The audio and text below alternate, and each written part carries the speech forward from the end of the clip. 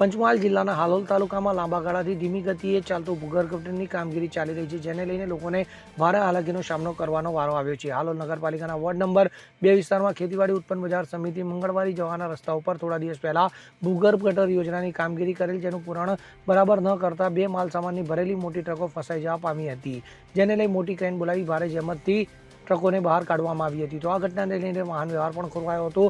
ત્યારે આ અનગઢ વિકાસનો ભોગ જનતા બનતી હોવાનું સામે આવ્યું છે. કિરણ ગોહિલ સાથે CN24 ન્યૂઝ, પંચમહાલ. હવે જુઓ દેશ દુનિયાની તમામ ખબરો તમારી આંગળીના ટેરવે. ઉઠાવો મોબાઈલ અને Google Play Store પરથી ડાઉનલોડ કરો અમારી CN24 ન્યૂઝ મોબાઈલ એપ.